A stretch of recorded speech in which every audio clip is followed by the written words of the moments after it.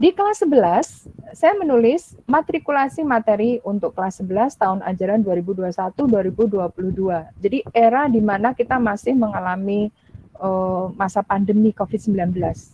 Maka dibuatkanlah matrikulasi kurikulum materi fisika itu sesuai dengan kebutuhan di era pandemi ini. Sebenarnya normalnya kita belajar 12 bab. Ini dia. Ya. Aduh, sebentar ya, masuk lagi siswa. Nanti silakan di screenshot ya kalau kalian butuhkan sendiri.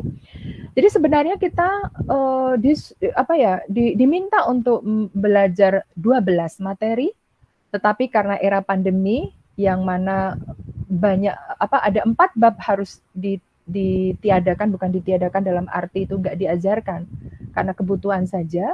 Nanti kalau pandeminya selesai ya guru itu wajib menyampaikannya walaupun nanti di kelas 12 atau bagaimana ya. Nah, dengan demikian hanya ada 8 saja di kelas 11 untuk tahun ajaran 2021-2022. Apa saja mereka? Ini dia. Yang pertama, maaf ya. Dinamika rotasi, elastisitas dan hukum Hooke, fluida statis, fluida dinamis. Kemudian kalor atau pengaruh kalor dan perpindahannya, gelombang mekanik, gelombang berjalan dan stasioner, serta gelombang bunyi dan gelombang cahaya. Nah, yang merah-merah ini tidak disampaikan dalam era pandemi sekarang ini. Ya, para siswa, silakan di screenshot. Nah, untuk yang semester ganjil, karena ini ada 8, maka saya belah 2. Yang semester ganjil ini kita bicara 4 bab ini. 1, 2, 3, 4. Yaitu dinamika rotasi, elastisitas dan hukum Hooke, fluida statis, dan fluida dinamis. Adapun yang 5 ini, yang kalor, gelombang mekanik, gelombang berjalan stasioner, dan gelombang bunyi serta gelombang cahaya, itu nanti kita pelajari di semester genap. Oke, kita mulai dari semester ganjil dulu. Ada yang mau ditanyakan sebelum saya lanjutkan? Ada yang masuk lagi? Sudah jelas ini? Untuk materi yang akan kalian pelajari nanti di semester ganjil, kelas 11. 4 bab saja. Kalau di kurikulum normal itu 6 ya, harusnya 6, di kurikulum COVID-19 itu jadi 4. Itu pun 6 itu sebenarnya ini digabung ini ya, pada kurikulum normal, fluida saja. Sekarang di kurikulum pandemi, fluida terbelah 2, yaitu fluida statis dan fluida dinamis. Ada tidak? Kalau tidak ada saya lanjutkan. Halo, silakan merespon, dinyalakan, di-unmute. Jelas ya untuk materi ya? Baik. Baik, itu yang pertama untuk materi di kelas 11 semester ganjil. Yang kedua tentang buku ya. Buku yang kalian harus siapkan, yang harus siswa siapkan ya, itu ada 2 saja, saya minta hanya 2 saja. Yang pertama itu adalah buku catatan ya, buku catatan. Kemudian yang kedua itu adalah buku tugas ya, itu aja ya para siswa, buku tugas. Buku catatan ya tentu saja untuk mencatat kalau ada hal-hal yang perlu digarisbawahi dari apa yang saya berikan, atau misalkan kalian menempel itu ya materi-materi saya ke dalam catatan kalian, atau ya terserah lah ya kalian maunya seperti apa model menyusun catatannya ya. Kemudian kalau buku tugas itu biasanya nanti saya maksudkan adalah sebagai tugas portofolio gitu ya. Apa itu portofolio? Portofolio itu adalah tugas berjenjang yang berbatas waktu dari waktu tertentu hingga waktu tertentu yang lainnya, yang isinya yang nanti dikumpulkan di akhir semester atau pada periode tertentu. Jadi kalau saya biasanya saya minta siswa itu mengumpulkannya di sekitar bulan November sebelum diadakannya ujian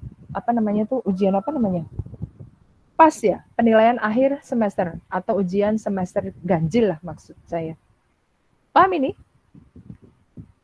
Ya, buku tugas biasa aja, buku biasa aja, nggak usah buku yang mewah-mewah ya. Buku mewah itu maksudnya buku yang harganya mahal ya, nggak usah lah ya, kasihan orang tua kalian di era pandemi ini. Kalian harus membantu orang tua kalian ya, tentu saja banyak sekali yang harus kita pertimbangkan pada saat pandemi seperti ini, ya. Dan saya berharap kedua buku itu nanti dilanjutkan di kelas 12 para siswa, jadi jangan kalian buang. Atau kalau bisa, buku yang di kelas 10 kemarin dipakai aja gitu, diteruskan. Diteruskan dari kelas 10, 11, 12 gitu kan, jadi berkelanjutan.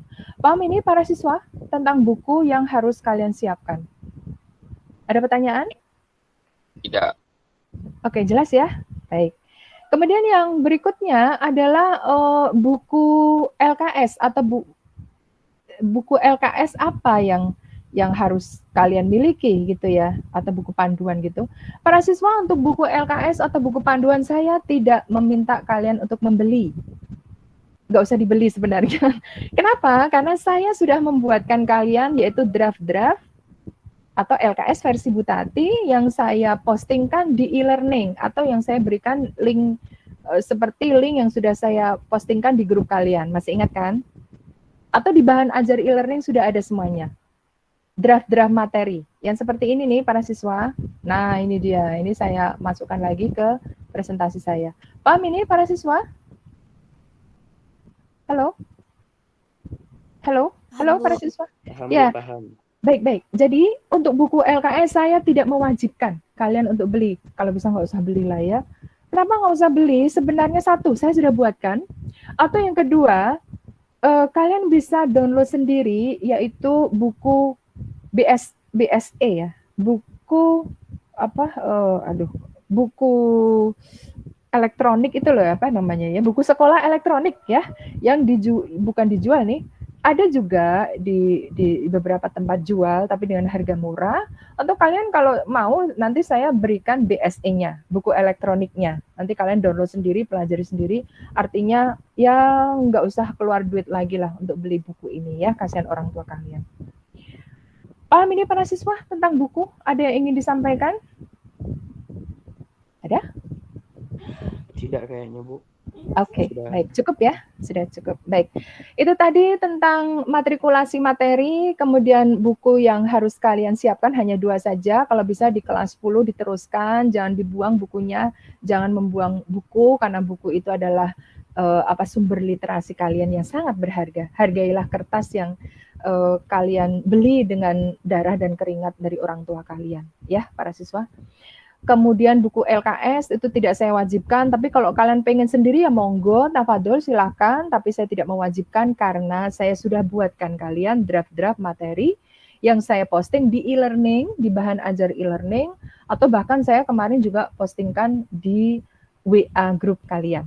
Ya, cukup kayaknya ya tentang matrikulasi materi dan buku yang harus disiapkan. Kalau begitu saya mulai saja dengan materi yang pertama, draft pertama yang saya postingkan di e-learning atau ada di grup WA yang saya posting di WA kalian. Saya mulai dari draft ini ya, saya beri judul 11-1-1, itu maksud saya 11 itu kelas 11, 1 itu bab pertama, dan 1 lagi itu adalah urutan yang pertama. Jadi maksudnya seperti itu. Jadi kalau ada 11-1-1 berarti kelas 11, bab 1, dan urutan draft pertama, dan seterusnya. Ya. Kita mulai dari konsep dasar kesetimbangan partikel. Jadi saya berharap sebenarnya kalian membaca ini, karena sudah saya postingkan kemarin, udah lama ya, saya postingkan beberapa hari yang lalu. Saya berarti hanya mengelaborasi saja. Jadi para siswa, aduh, masuk lagi nih jam segini, sebentar. Oke, yang belum absen silahkan mengabsen. Yang belum absen silahkan lihat di inbox ya, di inbox Meet ini. Baik, saya mulai begini ya. Langsung saja ini dibaca sendiri. Aduh, masuk lagi. Ini dia para siswa, jadi terganggu saya karena saya tidak punya asisten nih. Para siswa, untuk benda, kesetimbangan benda atau kesetimbangan partikel benda itu terbagi menjadi 3. Langsung saja saya tulis begini ya, dan saya kasih contohnya ya, kesetimbangan partikel. Kesetimbangan partikel. Jadi yang pertama, saya kasih contohnya, itu adalah seperti ini nih ya. Ini ada roda, gitu ya.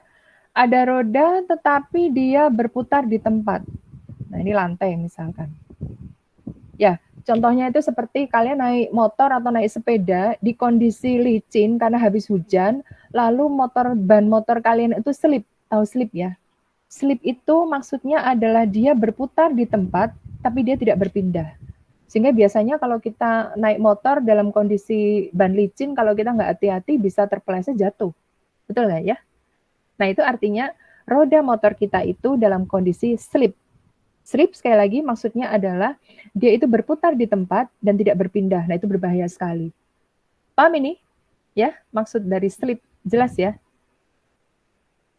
Halo? Paham, Bu. Oke. Nah, baik. Paham, Bu. Baik. Oke, saya lanjutkan. Jadi, maksud dari roda atau benda yang berputar saja, tetapi dia tidak berpindah, itu yang pertama. Kesetimbangan yang pertama. Nah, artinya benda itu dalam keadaan diam translasi, ya, tidak bergerak translasi. Artinya dia translasi itu maksudnya berpindah tempat ya. Dia tidak berpindah tempat, tidak berpindah ke kanan, tidak berpindah ke kiri, tidak berpindah ke atas, tidak berpindah ke bawah, tetapi dia berputar. Nah, kalau dia tidak berpindah kanan kiri atas bawah, artinya dia itu diam gitu terhadap perpindahan. Artinya dia setimbang translasi. Bisa dipaham ini? Setimbang translasi, artinya dia diam di tempat. Jelas ini? Halo? Jelas, Bu. Ya, oke. Tetapi jika menghadapi kasus ini berarti dia itu berputar. Nah, kalau berputar itu berarti dia berrotasi. Nah, itu dia. Ya. Tidak berpindah atau begini ya, saya tulis yang lebih bagus lagi kali ya supaya lebih paham lah ya. Yang pertama, kesetimbangan partikel yang pertama adalah benda itu diam atau tidak berpindah, itu ya. Tetapi benda itu berputar atau berotasi. Nah, itu artinya benda itu dalam kondisi F, sigma F-nya itu 0, karena diam itu artinya adalah sigma F-nya itu 0, ya, diam, tidak berpindah tempat, tetapi benda itu berputar atau berotasi. Artinya dia itu sigma tau-nya itu tidak sama dengan 0. Tau itu adalah momen inersia. Nanti saya kenalkan itu. Momen gaya. Aduh, kemana saya ini? Momen gaya. Momen gaya adalah besaran yang menyebabkan, silakan di screenshot nanti ya, benda itu berputar. Ini konsep ya, sebentar ya para siswa, ada yang masuk. Kalau ingin bertanya silakan ya, jangan ragu ya, malah Ibu akan memberi penilaian bagi yang bertanya. Karena habis ini saya cek nih, siapa yang aktif nih ya, akan saya berikan tambahan bonus nilai bagi yang aktif dalam diskusi pada saat webinar. Saya ulang ya, jadi kesetimbangan yang pertama adalah benda itu diam tetapi dia berputar. Diam artinya tidak berpindah tempat. Nah, bahasa matematiknya adalah sigma F sama dengan 0. Hukum Newton yang pertama. Yang kedua, benda itu kondisi seperti ini artinya dia itu berputar. Berputar atau berotasi. Artinya adalah sigma tau-nya itu ada harganya, ada momen gayanya. Karena ada momen gaya, maka sigma tau-nya tidak sama dengan 0. Bisa dipahami ini? Bahasa pada kesetimbangan. Halo? Silakan kalau ingin bertanya. Jadi kayak gini nih ya, kasus pertama roda slip, dia tidak berpindah, tetapi dia berputar. Jelas ini, para siswa? Jelas, Bu. Oke, yang kedua. Baik, kasus kedua. Kasus kedua, benda itu berpindah, tetapi tidak berputar. Nah, contohnya kayak gini nih, para siswa. Bentuknya kotak, ya. Lalu dia bergeser. Nah, kayak gini nih, berpindah tempat. Tadinya posisi A, sekarang menjadi B, ya, oleh gaya F. Nah, itu artinya benda ini berpindah atau dia itu berpindah, berarti nggak diam kan, berarti berpindah tetapi tidak berputar, gitu loh maksudnya. Berpindah, tidak berputar. Berpindah artinya F-nya itu ada harganya. Itu artinya sigma F-nya itu adalah sama dengan M kali A. Kalau sama dengan M kali A, berarti sigma F tidak sama dengan 0. Itu maksudnya bahasa matematiknya. Kalau berpindah, itu maksudnya adalah sigma F, gaya, resultan gaya pada dirinya, itu ada harganya loh, yaitu berapa? M kali A. Hukum Newton yang kedua. Maksudnya berarti sigma F-nya itu tidak sama dengan 0 gitu loh maksudnya kalau berpindah. Paham ini? Tetapi benda itu tidak berputar gitu loh ya. Nah ini kan nggak bisa muter. Kotak itu gimana muternya? Sulit kan? Makanya roda itu harus bulat. Soalnya agar supaya dia mudah untuk berputar. Bayangin kalau roda kotak ini gimana kita bisa duduk dengan nyaman ya di motor kita atau di mobil kita. Nah, tidak berputar, itu bahasa matematiknya adalah sigma tau-nya sama dengan 0. Jadi tidak ada momen gaya. Tidak ada besaran yang menyebabkan benda itu berputar. Paham ini para siswa? Jelas? Halo? Halo? Jelas, Bu. Jelas. Insya Allah Oke. jelas Bu. Oke, baik. Terima kasih. Kalau ingin bertanya silakan ya, atau memberi tanggapan, atau memberi sanggahan silakan ya. Ibu pengen kalian itu belajar dalam kondisi yang mengaktifkan logika juga ya para siswa ya. Jadi kalau kalian merasa, lu ini kok nggak masuk akal, ya tanya aja atau diskusikan dengan kita di sini ya. Oke, sekarang yang ketiga, kondisi yang ketiga ini seperti ini. Roda berpindah, berpindah dan sekaligus berputar. Berpindah oleh gaya F dan sekaligus berputar oleh sigma tau. Nah, ini dia. Sehingga roda itu di samping dia berpindah tempat, dia juga berputar gitu. Jadi kondisi ini di samping dia berpindah posisi, dia juga berputar gitu loh para siswa. Bola menggelinding. Itu adalah dua keadaan. Keadaan pertama dia berpindah, keadaan kedua, di samping berpindah, dia juga berputar. Nah, gitu dia. Nah, dalam bahasa matematik, itu disampaikan bahwa kalau kondisi seperti ini, maka sigma F tidak sama dengan 0, karena berpindah. Berarti ada harganya. Apa itu? M kali A, sama seperti kasus yang kedua. Nah, kalau benda itu berputar, ya, ini kan berputar ya, itu artinya ada momen gayanya. Oh, berarti bahasa matematiknya, sigma tau tidak sama dengan 0. Berarti ini salah nih ya, tolong diperbaiki ya. Oke. Ini berpindah dan sekaligus berputar.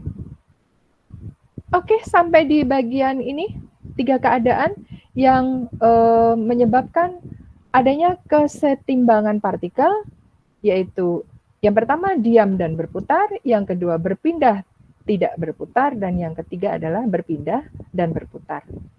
Lengkap dengan bahasa matematisnya. Silakan kalau ingin di screenshot atau dicatat, monggo, tafadhol.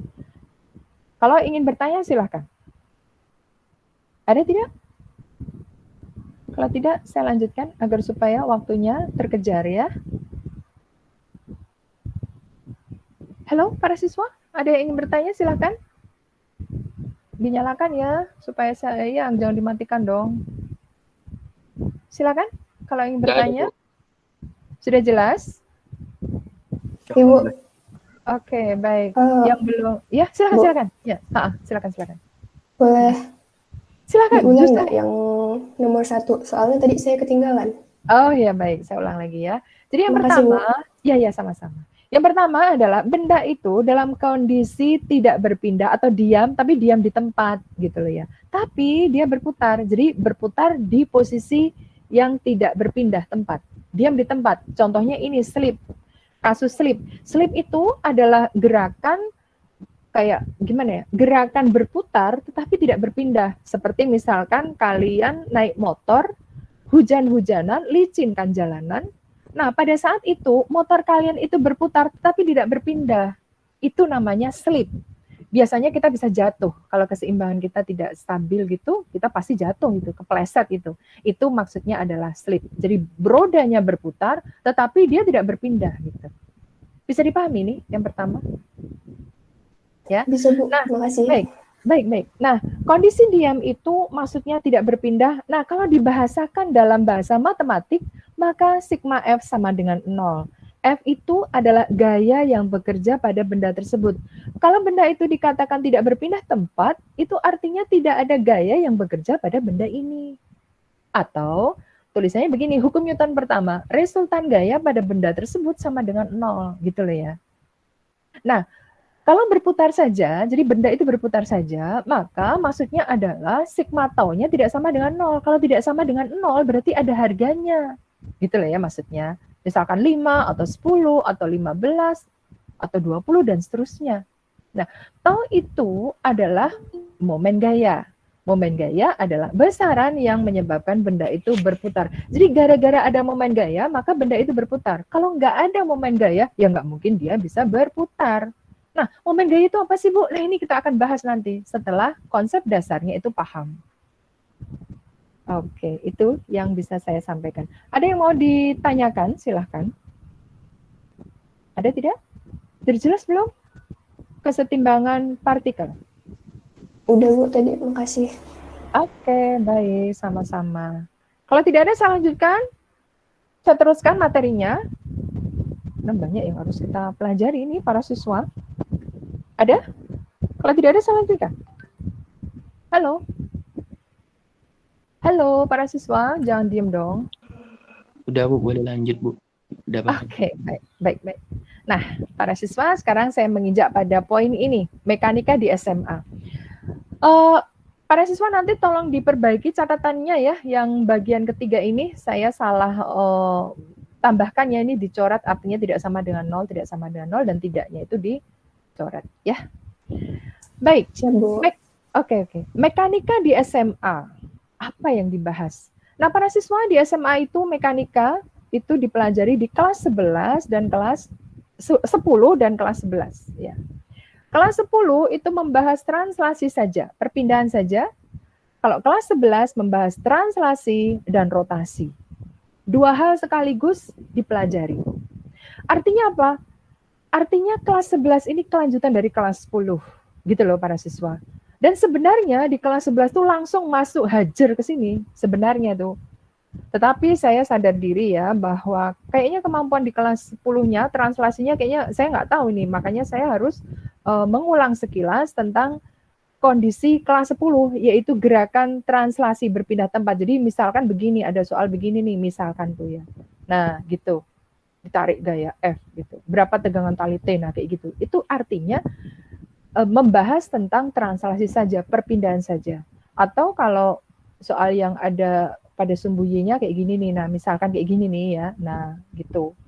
Ini 2 kilo, ini 4 kilo. Nah itu otomatis kan dia berpindah ke kanan, ini berpindah ke bawah. Itu namanya pergerakan translasi saja. Itu kelas 10. Nah kalau kelas 11 bagaimana? Nah kalau kelas 11 berarti sudah tidak hanya ini, contohnya ini ya soalnya ya, ada roda ditarik gaya F, maka roda itu selain dia berpindah, dia juga berputar, jadi menggelinding istilahnya. Roda menggelinding atau bola menggelinding gitu misalkan. Atau contoh yang lain ya, contoh yang lain misalkan ini tadi soalnya sama, tetapi, nah ini tetapi, misalkan ini 2 kilo, ini 4 kilo, tapi ini si katrolnya itu berputar. Nah, kalau di kelas 10, katrolnya dianggap tidak berputar. Kan biasa kalau kelas 10 ada soal katrol diabaikan. Masih ingat nggak soal kelas 10 tuh? Katrol diabaikan, atau tidak ada gesekan pada katrol, atau tidak masa katrol tidak diketahui, dan seterusnya. Ya, baik. Jadi saya ulang lagi, para siswa, perbedaan mekanika, bukan perbedaan ya, sebenarnya kelanjutan lah ya. Di kelas 10 dengan kelas 11. Kelas 10 membahas translasi saja, kelas 11 itu membahas translasi dan rotasi.